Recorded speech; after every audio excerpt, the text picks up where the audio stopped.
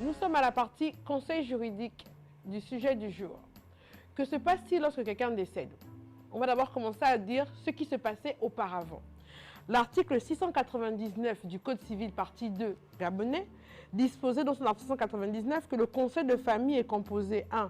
de membres de la famille du défunt choisis par le chef de famille et les héritiers légaux. 2. du conjoint survivant ou en cas de polygamie de l'épouse survivante avec laquelle le défunt a été marié le plus longtemps. Un membre de la famille de chaque conjoint peut le supplier valablement.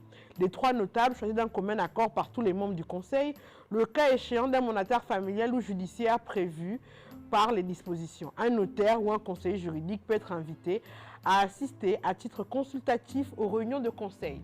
Ça, c'était avant. Regardez même, c'était avant. Avant. Depuis 2015, les choses ont changé. Le législateur s'est rendu compte que tous ceux qui étaient invités au conseil successoral étaient en mesure de spolier les enfants, les veuves, et certains héritiers légaux ne rentraient pas en possession des biens laissés par le décujus, c'est-à-dire par le défunt. Donc depuis 2015, la loi a changé. Le conseil successoral, qu'est-ce que c'est? Quand vous avez quelqu'un qui est mort, qui est décédé, que ce soit votre père, votre femme, quelqu'un de votre famille, vous allez au tribunal. Vous allez au tribunal, au greffe civil, vous demandez le procès verbal de conseil successoral. Le conseil successoral, depuis 2015, dans son article 199, ne peut être composé que de 3 groupes. Ascendant, conjoint et descendant.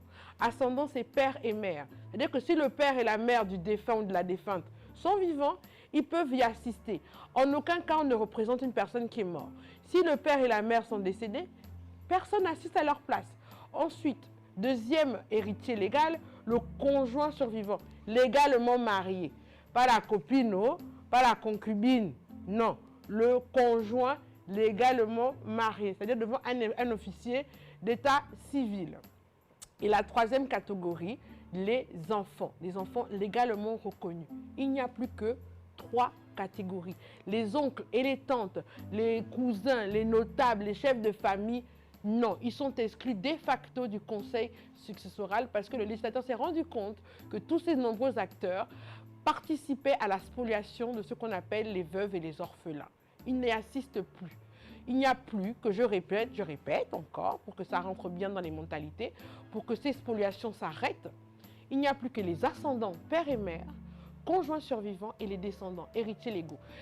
C'est uniquement dans le cas où il n'y a ni ascendant, il n'y a ni conjoint survivant, il n'y a aucun enfant qui a été reconnu légalement par le défunt, la défunte, pour que maintenant les héritiers collatéraux, c'est-à-dire oncles, frères et sœurs, puissent tenir un conseil familial, un conseil successoral.